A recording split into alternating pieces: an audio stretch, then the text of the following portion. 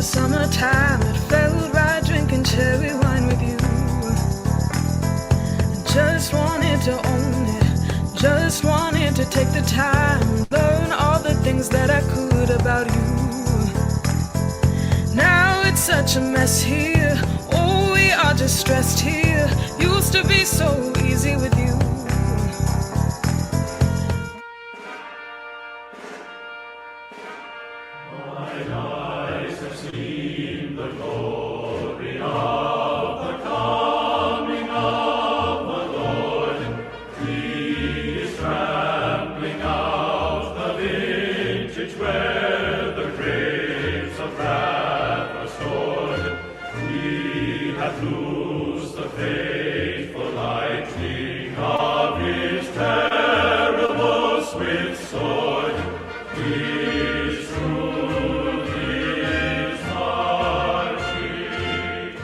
Watching the Everything Sparkle show. We are at the Castle Air Museum.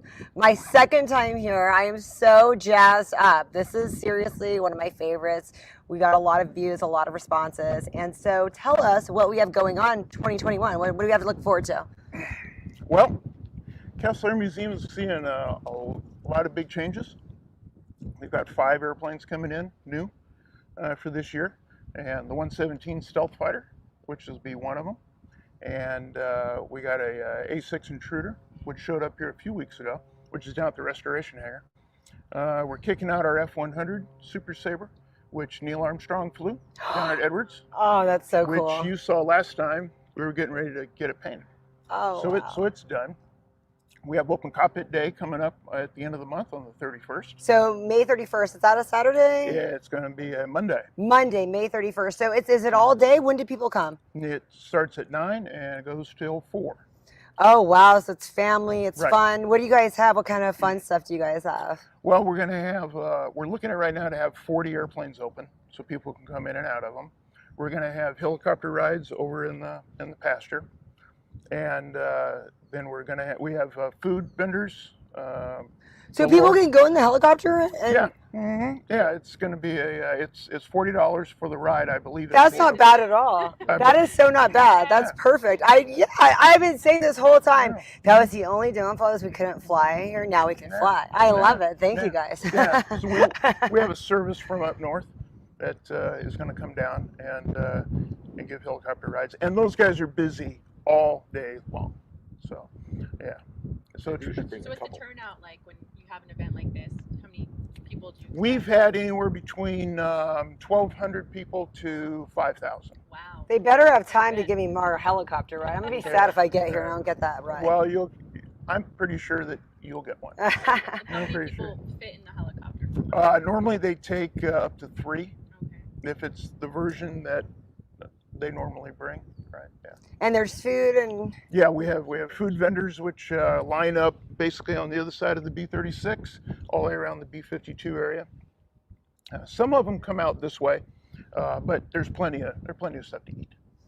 this is so exciting. Then you get to meet everybody and talk. Are you gonna have all of your your whole staff here, kind of telling us about the different planes we go up to? Yes. That they can give us a little bit of a. The airplanes that are going to be open will have a crew chief and or somebody like myself who's on the board of directors to tell you about the airplane and whatnot and show you everything about it. So yeah, but this is Open Cockpit Day is all hands on deck.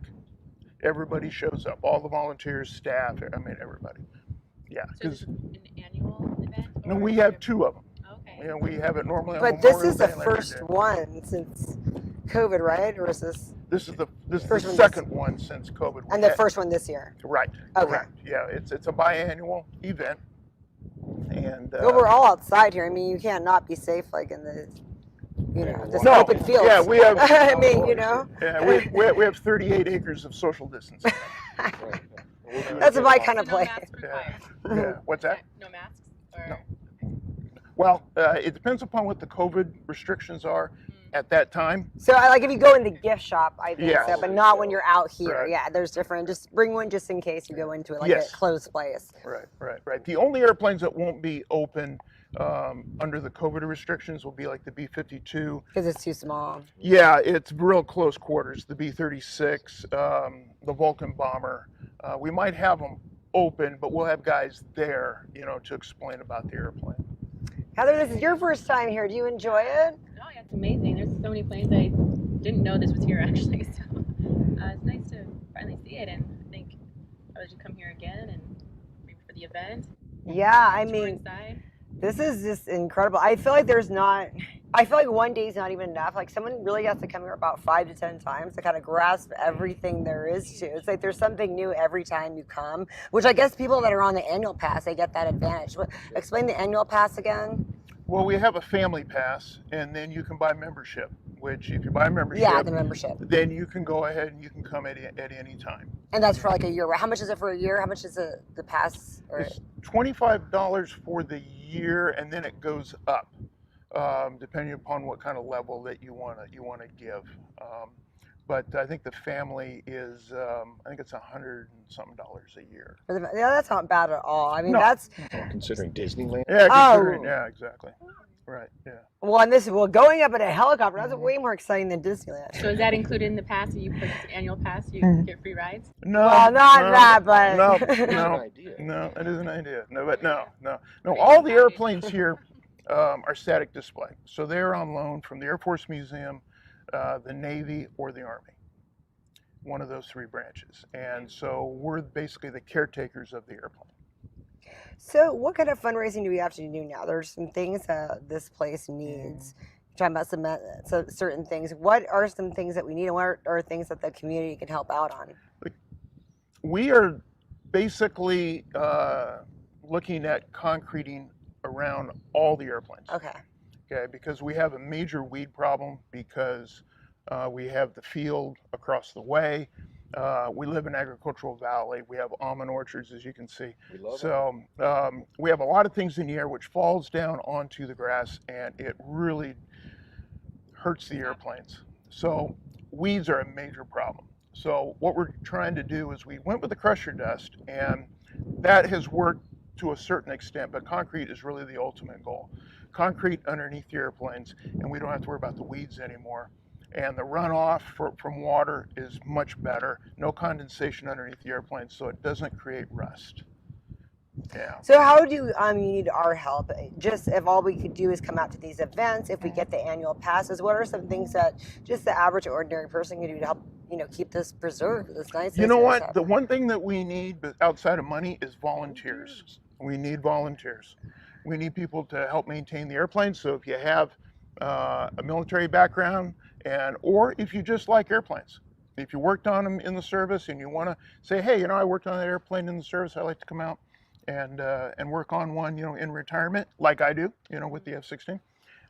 That's great. We would love to have you, and we really need volunteers to man the airplanes, take care of it, and then also work down our restoration hangar, where we actually put the airplanes back together once we get them, paint them, and do all the structural repair work. But you need people with experience, huh? You can't just take Well, some teenage kids are really interested that love aviation but don't have any experience. You can't really take them, can you? that's no. We take everybody. We have UC students from UC Merced. Nice. Knows I bet they love nothing that. about airplanes, but yet we bring them in and we show them what needs to be done. Okay, so you have the time on your Yes. hands to be a little yeah, bit like, right. let's do this Yeah. and that. Well, That's really good. Yeah, we have a really good training relationship program. with UC Merced from the engineering department. Oh, I bet they And love before that. COVID hit, we had a program to where that kids would apply to, and it would fill up, and there would be kids who couldn't get in.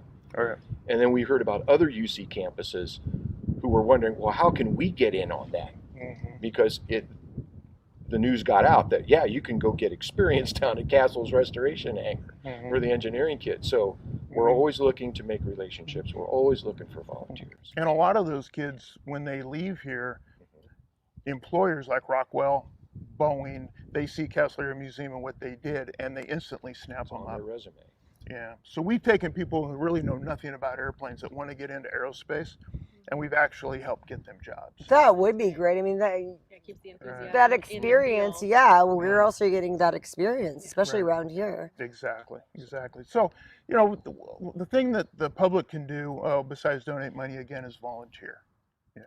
Dollars goes a long way, but it takes a physical manpower to maintain the airplanes. Right, without volunteers, I mean, Right, we wouldn't exactly. have. You wouldn't We have a this. very small staff, and but the airplanes are mainly taken care of by volunteers. Yeah. So tell me about my plane, which was such a sweet gesture, by the way. We're so excited to hear about where this idea came from. Well, Miss Sparkle, we've been wanting to name the airplane for a while, and you've done so much for us here at Castle Air Museum. So we just decided that she fit you. So she's fast, pretty, and sleek. So there you go. So we nicknamed her Miss Sparkle. I love that. This is so exciting. I never thought I'd have a plane named after me. There you go. There you go. So that's really, how many planes are in here again? I know we talked about this on the first one. You guys keep getting new ones. How many planes now do you guys hold? We've got right at 75 on display in various shapes. Majority of them are out here on the grounds. Okay. We do have probably about 10 that are, well, less than that, that are out in storage. And then we have 3 in work, and we've got 5 more coming. So by the time at the end of the year, we'll probably have close to 85 by the time it gets all said and done. And during Open Cockpit, they will be doing tours down to the hangars. Right. Oh, that's The restoration hangar is where the work happens, and then right next door is a copycat building. That's kind of a storage hangar, but we open the doors and let people look and see some of the airplanes. Some of the old ones that have fabric-covered wings, we can't display them outside. The weather would destroy them. So they're down in storage. But we want our viewing public to come and see those as well. So we do shuttle buses down to the hangars during Open Cockpit Day. So that's another thing. Take a helicopter ride, jump on a shuttle for free, and run down to the hangars for a tour of the restoration. And that's why you need 5 to 10 days here. Like, at least minimum, because you have to learn different things. What were you going to say, Heather? Yeah, I was going to ask, so it's the process of like the typical restoration project. So you start like the exterior or interior, like how do you? Well, basically what happens is we acquire the airplane. So we'll just take Miss Sparkle for instance, okay, the F-16. It was given to us through the Air Force, and it was down in Tucson, where the big boneyard is. You've probably seen it on Discovery Channel and whatnot. And so we sent a crew down, and they took it apart, and we trucked it back up to Fresno, or up here to the museum. We put it in the restoration hangar, and we put it back together. And then we sanded it down, painted it, and then we put it out on the grounds. Yeah. Oh yeah. So that's basically that's kind of how it goes. Gets taken apart, trucked up here, put back together, repainted. Yeah, everything gets a fresh paint job when it comes out of the restoration area. So how long does that take from beginning to end with the smaller? Depends on the airplane. It can, like the F-16 went real quick. I think we did it in about 3 months from start to paint. Okay. Did you guys paint? Did you two go in? Yeah, Carl and I painted the airplane with Jeff Heyer, our restoration manager, so cool. and we had Ralph Obledo mix for us. So we just blow and go. When was the first time you ever did that? You painted a plane. First time I painted an airplane? Well, I was with the Air National Guard in Fresno, and one of my side jobs was to maintain all the static display airplanes that you see that's out in front of the base. I did that for 19 years. And so the first time I painted an airplane was the F-102, and I think I did it in 1999. There's just so many facets of that you have to know to be here, because it's one thing to do all the mechanics and everything, but then to know how to paint, that's just, people are getting an incredible education here. Yeah, Anybody that volunteers is getting a great education. Exactly. And we go ahead and we train them how to do those kinds of things. We're not afraid to give them something and kind of turn them loose with proper supervision. Yeah. Yeah. But painting is just one part of it. That's the fun part. That's where all the colors come into play, and the airplane really starts to become, what it is. Its personality comes out. Yes, exactly right. Exactly. What about the Air Force One? Is that going to be open to the public on this event or not? Oh, yeah. Really? It's open today for a few hours. There's a dedicated crew that does tours through there. Right. Oh, I thought there was only certain times you guys can get in the Air Force One. I thought it wasn't every time, every day. People can come here anytime and get into that, get inside? They do it on the weekends. Okay, so the weekends. Okay, so that's the specific. Yes. That was so much fun. Everyone has to come and check that out too. Yes, and that's a good money raiser for the museum. So Right. that helps pay the day-to-day bills. Right. You know, so when they had to close the Mini Air Force One for a while during the height of the COVID thing, that financially hurt. Yeah. Because there went a revenue stream. Right. Right. So does the government support? Nothing. No. It's all privately funded, All, right? all privately funded, yeah, just through donations, and we have like a memorial fund where if you pass away and you want to leave some money, you know, to somebody besides your kids, you know, you can leave it to the museum. So we I do like have that. those, you know, yeah. And Heather, I think you saw the brick. You must have seen the brick display when you were taking pictures of the SR-71 out Oh, there. yeah. That's another way you can buy Yeah. a brick for $250 Okay. and have it personalized for Oh, a that's loved one nice. or Dude, yeah, that's a great gift. yeah, oh yeah, To be it's proud of. it's something that a lot of people don't really think about, and then when you find out about it, you go, oh hey, I know somebody that could definitely use that. Yeah, I think that's a super sweet gesture. So, did you guys still have that $1 million donor, the match? That's going to do a match. Right. Still on board. That's Yes. why we got to get $1 million coming in here so we can get that match. Exactly. The $1 million match is for the pavilion, and what our goal is, we want to put in a 200 by 600 foot building, and that will take about 50 of these airplanes and put them under cover. And that is an ongoing quest. We're still doing that, but raising the money and coming up with the funds. The gentleman who gave us the money, well, says, I will give you $1 million once you get $1 million match.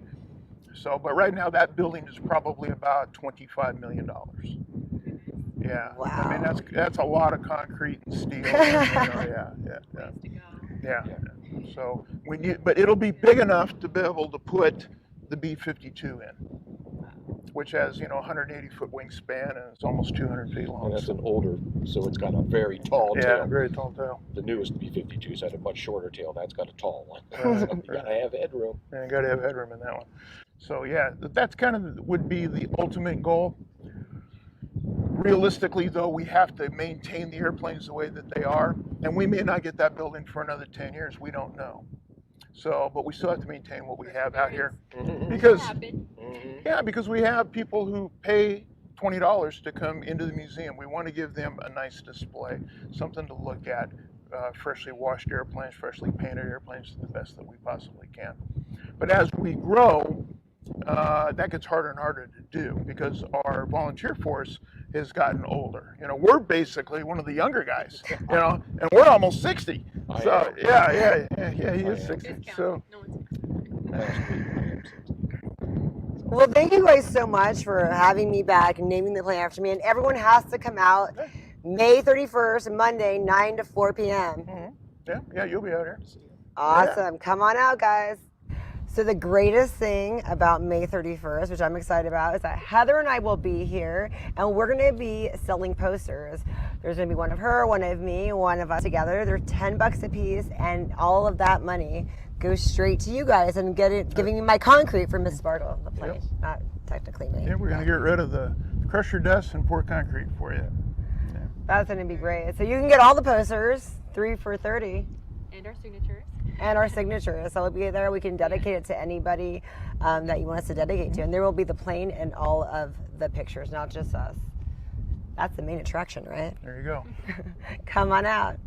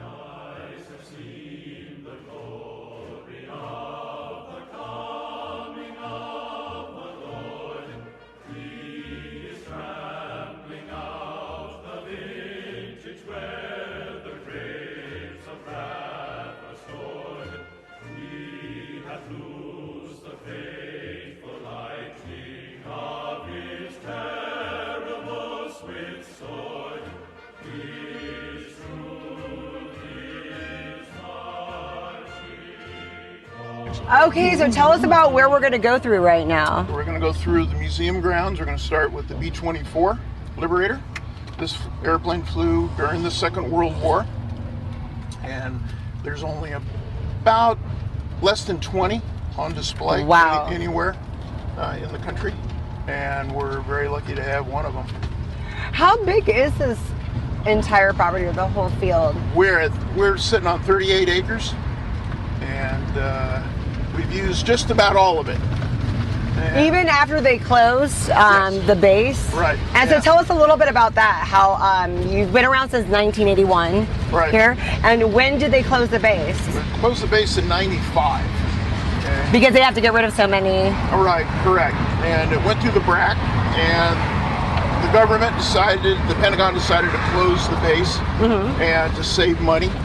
And this happened to be one of the bases that got closed. The museum survived because it went into a foundation, and so we basically went independent. Now, this airplane you see in front of you is the Vulcan bomber. There's only one, and we've got it. This was known for the B-52 school? Yes, this was the B-52 school. The only one in the country at one point. If you were going to fly B-52s, this is where you came. How long did that go on for? Till 1995. So the whole time it was over. So for 14 years, this was like where you went? Well, no, since the 1950s. Yeah, the base has been here since the 1950s. The base has been here since the 1950s. The museum just since 1981. Okay. Correct. Yeah, the museum started out with 7 airplanes. And, oh my! Yeah, 7 airplanes, and we grew to 70. So what's this one? This is the B-18 Bolo, made by McDonnell Douglas, and it goes back to the 1920s. And there's so many. Where do we go? They're everywhere. Okay. This airplane coming up is in restoration right now. We're putting it back together. It's called the B-58 Hustler. There's 6 of these in museums all around the world, and we have one. We got this airplane from Chanute Air Force Base 2 years ago, and we're doing some restoration work on it before we fit it and put it all back together. So then these big airplanes you see, the C-47 and the C-46, they're World War II transport airplanes. So where's the one from like the show MASH? There's got to be one of those around here. That one is down at the restoration hangar, which you will see later on today. There's the B-52 in all her glory. Okay, so how old is this B-52 that we have right here? This airplane was built in the late 1950s, and it served probably up to the mid-70s. So it's got quite a bit of hours on it, and then when the base transferred over from D's over to a newer model, G's, then we got this one from the base. So it never went to the boneyard at all. And what are some of these smaller ones? Okay, this is called Fighter Row, and these airplanes are Korean War vintage. Okay. Wow. So only 2 people could really fit in there at a time, right? Just one. One. Depending upon the model of the airplane, this particular one, yes, it is 2. The F-80, which is based off of this one, is a single seater that served in Korea. And then the F-84, the F-86s, yeah, those were all Korean war fighters. So the B-52, what could you transfer in there? Because that's a larger plane. What did you guys carry in there? Well, this is a nuclear bomber. So it was just about, so only like about 2 people were flying, and then that's what it was carrying? No, this airplane would fly 4 people, and maybe with a relief crew, depending upon how long the mission was. Some of these guys would fly 12, 14-hour missions. And then it's released from the bottom? Where exactly does it come? Okay. Yes, the bomb bay opens up, and then the nuclear weapons would drop. Now, in the 60s, when the B-52 was stationed in Vietnam, they would drop conventional bombs, similar to what they did during the Second World War. But they would drop hundreds of bombs out of that bomb bay. Out of this one? Oh, yeah. That's why I was like, this is bigger than I imagined, because every time you see that actually in the movies, it always seems so much more smaller than that. So I was like, you could actually store a lot in here. Oh, yeah. So did you drop them, were they dropped sporadically, or were they like all at once? They were just gravity bombs. Yeah, I mean, they had tracking once you get to the point of release. Then once they released the bombs, they were kind of on their own. But the wingspan on this airplane is longer than the Wright brothers' first flight. Wow. Yeah. This is the landing gear. Your bomb bay door goes from here all the way back to the second set of landing gear. Oh my. Right. So you can tell that that's roughly 40 feet. So how much could this hold weight-wise? A tremendous amount. Well over 80,000 pounds of gas. Yeah. And this is actually, the Hound Dog that you have here is actually one of the first cruise missiles. Air-launched cruise missile. So it's a missile with a jet engine. Interesting. That must have been pretty scary to fly in there knowing what you had, because if the plane crashed, I mean, that could cause a nuclear explosion. Yeah, we have one volunteer that has well over 600 missions in one of these airplanes in Vietnam. Yeah, he was a tail gunner. Wow. Yeah. Because there was only a few people that could actually really fly these, right? Yeah, there was quite a few people who actually flew them, but there were a lot of guys who flew B-52s and KC-135s, which was the refueling. How many flight hours did you have to get in it before you can actually go on a mission? Boy, you know what? I'm going to say you probably at least had to have 50, before they'd let you take one over. Okay, what's the significance of the Seventh Heaven? Well, that's the name of the airplane. Okay. They named it Seventh Heaven, and then the mural is just because she's heavenly. Yeah. So who painted that on there? We had that mural painted on decades ago, and we've saved it. We've been able to save the whole thing every time we do a repaint. And this airplane is a C-47, and it flew during the Second World War. The Second World. What was this transporting, and how many people could fly it in this one? There's 2 pilots and a navigator, and they could fly anything from troops to supplies. Oh, okay. Yeah. Mm-hmm. Yeah. My grandfather worked on these at McDonnell Douglas, or at Douglas in Santa Monica before the war. Oh, wow. Yeah.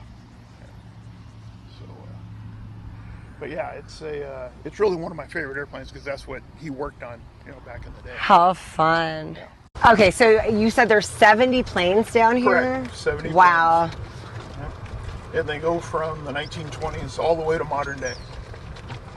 So what happens every year? They are like, oh, we'll put a plane in this museum, or when the museum raises more money, you guys get a new plane? Correct. We acquire the airplanes as they come available, and there's a lot of museums that have gone out of business since the 1990s, so we've been able to acquire quite a few. Oh, that's nice. You inherit some. Do you have to pay for them every time, or sometimes they're like they donate one? Sometimes if they're flown in, all we have to do is pay for the demil, and then What's that? well, they go through, they demilitarize the airplane, took all the seats out, and they just make it to where it can't fly anymore.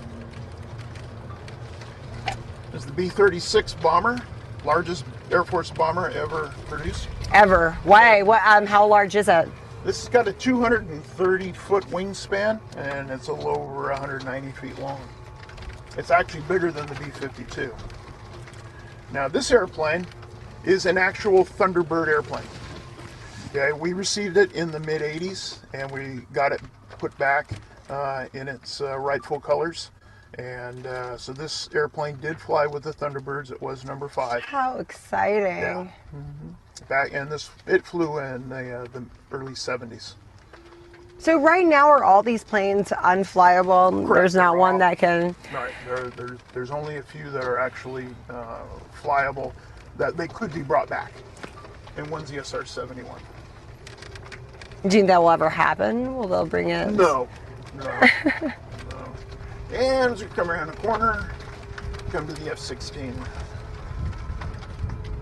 So can a really rich person come in here and say, I want one of these to become flyable? Let's fly it. It's impossible.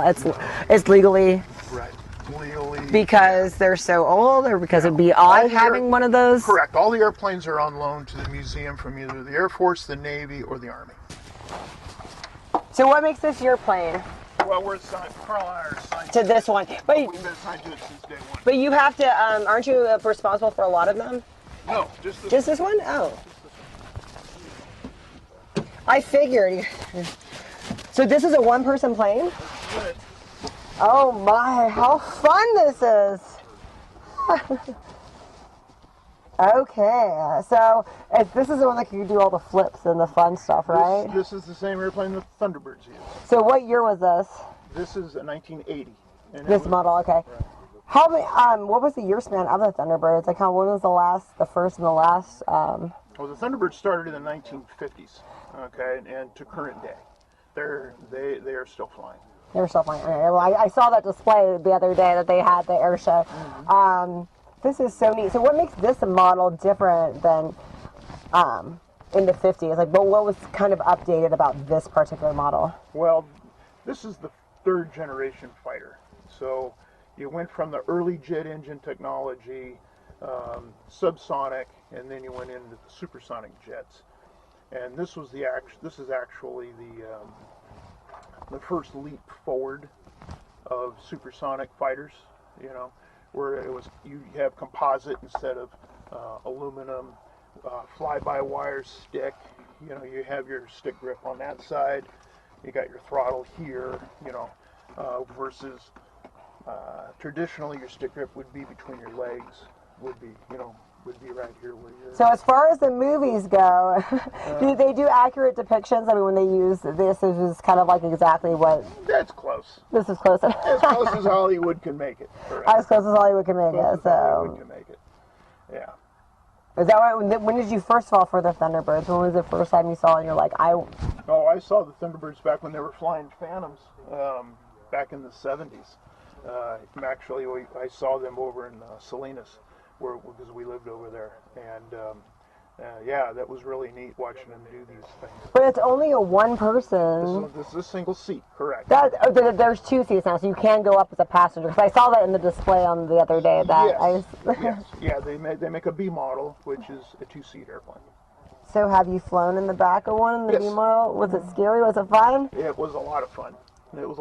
Yeah. And it's not what you think it is. It's pretty cramped, you know, but you're actually strapped, you know, to the seat.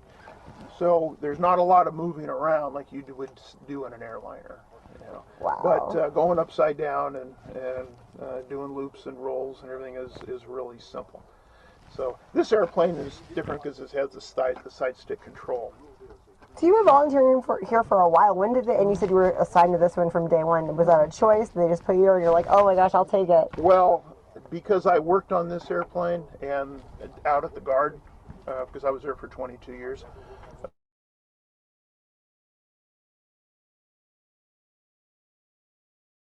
And sure, I'll do it. And this has been your baby ever since? This has been, me and Carl's baby ever since. How exciting. Yeah. So we just went through, we just cleaned the entire cockpit. We restored all of the switches on the inside. We got a few little minor things still left to do, but yeah, it's really coming along. It's been out on the grounds now for 4 years. And there's is this a radio just to communicate with people, or Yes. you can actually listen to music? No, it's just strictly communication.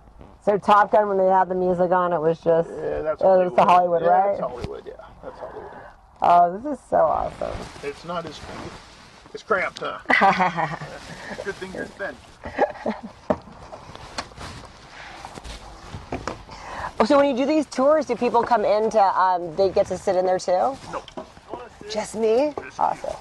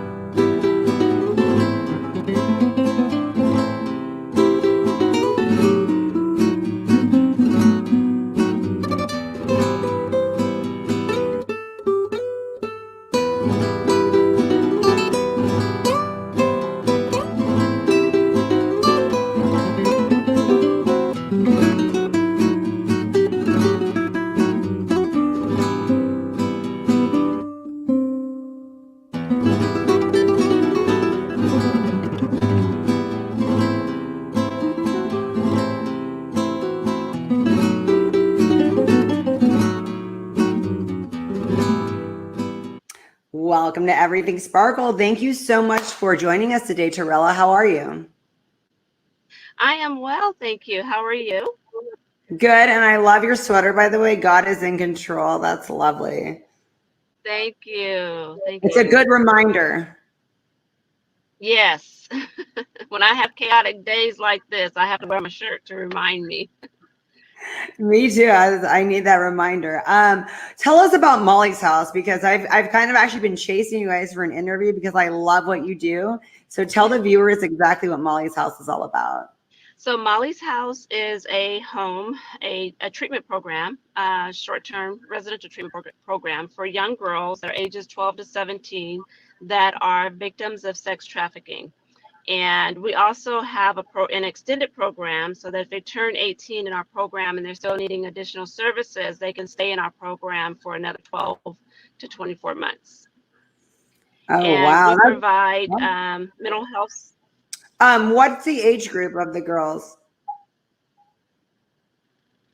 12 to 17. So you don't have any adults? It's only kids only?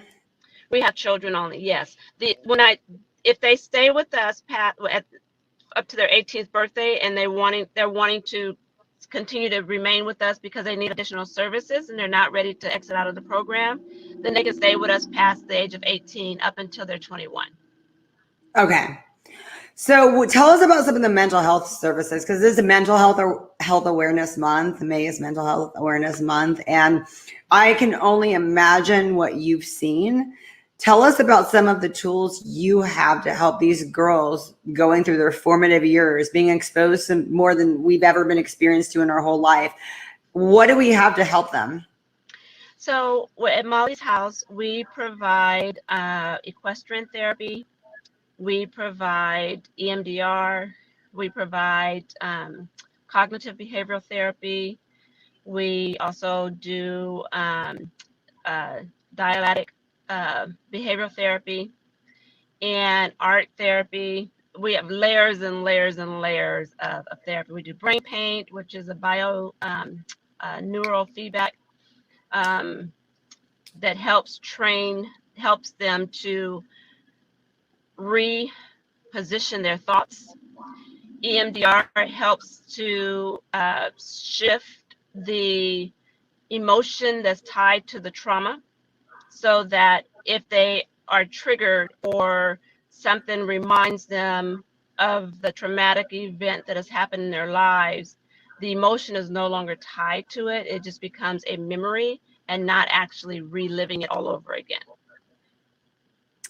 Yeah, I've heard a lot of great things about EMDR therapy. I actually went a couple of times and saw what it's all about. What are some things that you can see that, like some tools that they've used? Because I've heard it's a lot of tapping. Sometimes puts like a thought process and you can like tap your way out of it. Have you seen some big changes with this where people are really overcoming their PTSD?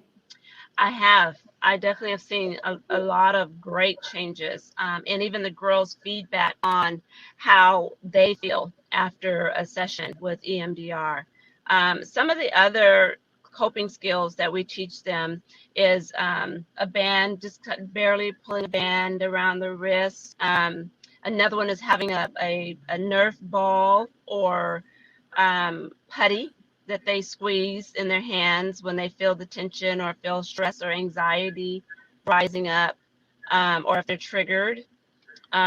We have a cue when we're out someplace, and if they're triggered, then they do a certain thing to let me know that we need to leave, so that it doesn't go full blown, and then we go and we help them process through. And so one of the things with mental health is that where we fall short is we see kids' behavior as just bad behavior. And in a lot of cases, we label it as bad behavior, at-risk youth, and not fully understanding that a lot of the kids today behaviors are from the trauma that they've experienced. And trauma comes in many facets. It's not just sexual abuse trauma or physical abuse trauma.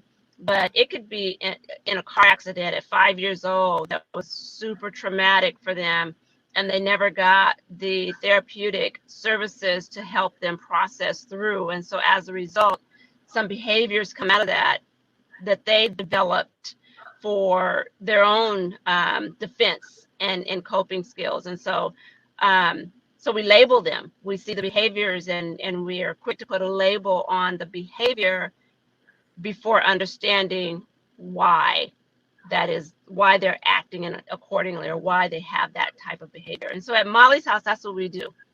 We don't label the behavior. We don't give consequences for the behavior. We see the behavior, and then we pull them to the side and we talk to them to find out what's going on. What were you thinking? What did you see? What did you smell? What did you taste? What triggered the behaviors? And how do we prevent that from happening again? So what does somebody have to do to become in Mollie's house? Is it a free service? Where do you find these girls?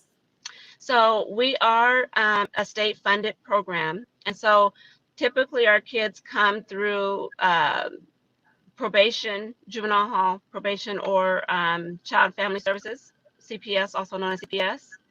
But I do also take private placements where a child is at home and a parent suspect that their child is being trafficked and want some services or want to get their child in a safe place, because we are a safe house in addition to providing the residential treatment therapeutic services.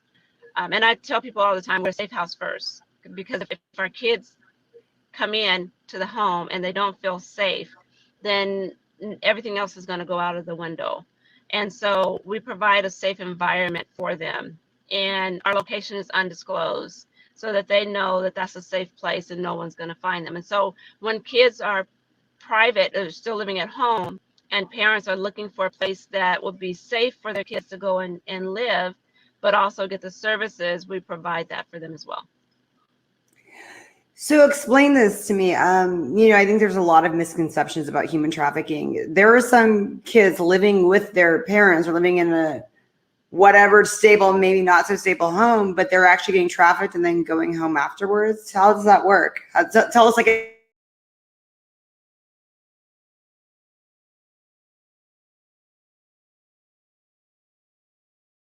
an example. Have the kids that are taken, that are trafficked, that are snatched. You have the kids that are approached by what's known as a Romeo pimp or trafficker, that plays the role of a boyfriend or someone that loves them, allures them through a love relationship, false love relationship. And then you have those that play the role of a father figure for kids that don't have fathers in their home, that allure them away. And then you have some families that actually traffic their kids as well. You have some moms that traffic their daughters for drugs. You have fathers that traffic their daughters for drugs, for money. And so depending on what home life is like, it determines whether or not a child goes back home once they've been rescued. In most cases, once they've been rescued, and in our situation, we've had a lot of kids come into our program and finally see what healthy lifestyle, normal lifestyle looks like and feels like. And they like it so much that when they graduate from our program, they don't go back home. They make a living someplace else. They decide they want to reside someplace else other than going back into the environment that they were rescued from. Wow. So do you guys keep in touch with these girls when they are no longer there? How do you keep in touch and see what their progress is and what they're up to? I still keep in contact with every one of my kids. Everyone. Wow. They either call me, text me, email, social media. Some of them are on social media, and so they'll send me a message. But I keep in contact with all of my kids. I love that. How long has Mollie's House been around? 8 years. So you have a lot of kids by now. I do. None biologically of my own, but this was God's way of giving me the kids that I desired to have and I couldn't have. And so there's no way I could have had 300 kids on my own. So this was a greater blessing than being a biological mom, I guess. How can we A as a nice substitute. community help? Oh, nice. You're always around kids. How can we as a community help out? If someone's watching this today and they're like, I would love to like help. I know it's a government funded cause, but is there anything we can do to help? Yeah, so even though we're government funded, we do take private residents. In fact, I may have two coming. And so finances is always a big help. It's always a priority, the number one on the list. That helps us to be able to take those kids that would not normally be placed in a program like ours or can't afford to be placed in a program like ours. And so it's sponsoring those beds and allow us to provide opportunities and services to kids that are not in the system. And then also clothes, hygiene stuff. They're girls, fingernail polish, makeup. They love girly stuff. Um, and um, and then we need like hygiene stuff. Again, they're girls. So when you think of hygiene, think of girls. They like to smell good. Shampoo, conditioner, gift cards to like McDonald's so that they can have. We do like what is it called? We have point system, but we reward them. And so if they do something extra special or go above and beyond, we reward them with McDonald's gift cards or Starbucks gift cards or Jamba Juice and Dutch Brothers, all those things that the kids like. So, what made you get into this? Because it seems kind of hard. I know you seem really good at like you love it, but this has got to be. This is a lot. What made you decide that this was your path? Actually, I had a ministry for young girls prior to doing this. And a lady that worked for Fresno County ELC, Rona Bright is her name, at that time, kept coming to me and asking me to use my home. I worked with boys, so she kept asking me, can you turn your home into girls? We need your home. We need your home. We need your home. I didn't know what, at that time they called it, it was prostitution at that time, and that's what they called it. And so I wasn't sure. And then after a long time praying and thinking about it, kids has always been my passion, and just really wanting to give kids an opportunity to see life from a healthy lens versus the lens that they've been forced to see life through, which is most of the time blurred. And so so it's my ministry, it's my calling, it's my passion. And I love children. I love to see them laughing and having a healthy life and being given the opportunity to go to school and graduate from high school and go to college, and opportunity to just live and breathe without worrying about someone trying to kill them or someone forcing them to do something for their gain. And so I love it. I love my kids, and it's a lot of work, a lot of work.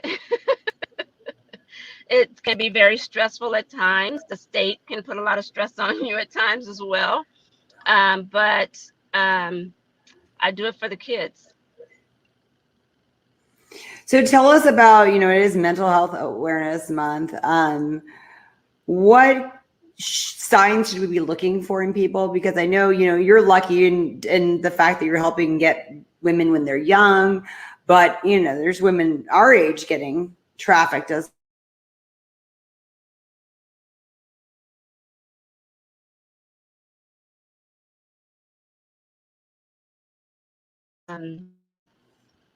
Poor eye contact a lot of times. If you see fidgety, they're fidgety a lot. And these are with kids and women as well. And what I always tell people is, if you think, make the call. It doesn't hurt to make the call. A lot of times we can have that intuition and then we brush it off and just say, oh, maybe not. Maybe I'm just being too much, or because I just heard about it on the news and I'm overlooking something, So I always tell people it doesn't hurt. that call could save somebody's life, or it could just bring some antennas up, and maybe that person's not actually being trafficked, but maybe they were about to be trafficked, and you just still stepped in to help. And so that's one of the ways, is just if you feel it, you see it, and you think, it doesn't hurt to, even if you are faced with someone and you think she's a victim, you can just ask her, "Are you okay?" You can just mouth it, "Are you okay?" Or just give her some kind of signal that you need my help, or just hi, how are you? Anything that make her feel like you are there for her. Because one thing I want to really stress that's a myth is that none of them want to be out there on the streets. A lot of the women that are out there as well, majority of them, I'll stretch to say majority of them, started as a child victim of sex trafficking, and then did not get the services. Mollie's house wasn't around during the time, and so Right. that's all they knew. And so they end up, doing it themselves, but it's still not their ideal. No one woke up, not one child. One of my kids said to me, "Mama Minor, do you really think that we woke up at the age of 5 years old one morning and said, you know, I want to be a prostitute when I grow up, or I want somebody to prostitute me when I grow up?" So that was not a childhood dream. It never was. It's something that's forced on us, and make us believe, brainwash us to believe that it's our choice, and it Right. really wasn't. It really wasn't a choice. Well, I think it's so amazing what you're doing. Do you ever get scared with your job? It's kind of scary. I think it's scary. Um, I don't get scared because what my shirt says. God is in control, and it's what He's called me to do. And so, in order for me to continue to do it, He's got to protect me. He's got to keep me safe.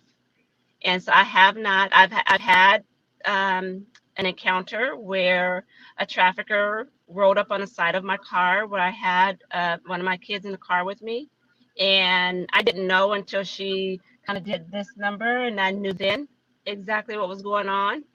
And so I immediately got off the freeway and went all kind of directions we were in another town. That was probably my first encounter like that. And I've been in the presence of some that I know for sure, but I just believe that our house is protected, and we live in a protective bubble. And so, so no, I really don't have fear. That's great. That's incredible because I know I have some friends working within the church to kind of go out on the streets and talk to people that might be traveling. And I'm always like, well, aren't you afraid? I mean, what if anybody, um, and so that's amazing that you're not, and more power to you. We need more women like you to go help and support and find these women. What's the next mission kind of for you that you have? Because you said, you had a ministry. Is there something else in the works? Is there like an organization like this for adults? Is there something else you're working on? It is actually, it's Empowering Silent Voices. That actually came from one of my survivors.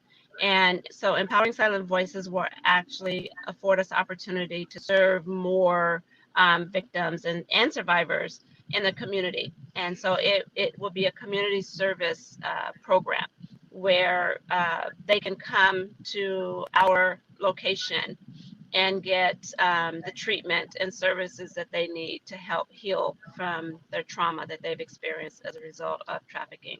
And so, yeah, and then also a transitional housing for the kids that age out of our program, still be connected to us, but in independent living. Well, that's what I would think too. It's hard if you go through getting all this therapy and then you're kind of out on your own, which I know you guys prep them for, but I would just think it's hard not to have that daily support. Yeah, it's important that they have the support, the accountability, and so, which is why I stay in contact with them all the time. And some of my staff do as well, still stay in contact with them and check up on them and see how they're doing.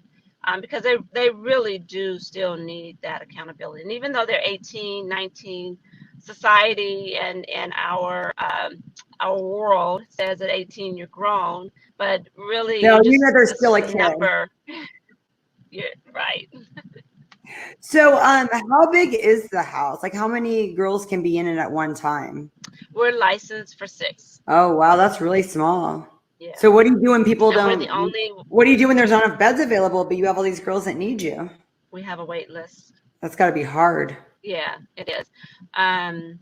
Because we are still the only home in the Central Valley that are providing the services to youth. And so it is hard. I do work with another agency in San Diego now. I've been working with them in helping them develop their program. And so that's another agency that we will be able to refer to if we are completely full. So what do we do? Is there works of getting another Mollie's house? Another location so we can get more girls housed? Or is it just out of like, there's not enough resources for that? Yeah, if somebody have a home they want to donate to us, I'd be more than happy to open up another Mollie's house. We could actually get like the service. You can get the people there, the staff there. If we got like, if you guys got another house donated. Oh yeah, easy. Oh, that's awesome. Anybody watching with an extra house. Thank you so much for coming on my show today, Torella. I mean, you really opened up our hearts and our eyes to what's going on. And I'm hoping that we can, you know, be proactive in helping people with mental health issues as well. Yeah, we have to do better. We really have to do better, and we have to see what we really need to do is look beyond the eyes and see the hurt and the trauma and the mental illness, and not just look at them and see them as either homeless or bums, as they say. But really, and even with kids, bad kids, or they're just these group home kids. No, look beyond the surface and really see the hurt and the pain. Every person wants to have a normal life, and I think everyone deserves to have a normal life. And we just have to stop labeling. We have to stop prejudging, and start using our hearts and not our vision to serve the underserved. Well said. Thank you so much for coming on my show. Thank you for having me. Thank you for watching this episode of Everything Sparkle. And if you or anyone you know is struggling with mental health, whether it be PTSD, whether it be suicidal thoughts, here's a list of numbers that you can call to get the help that you need.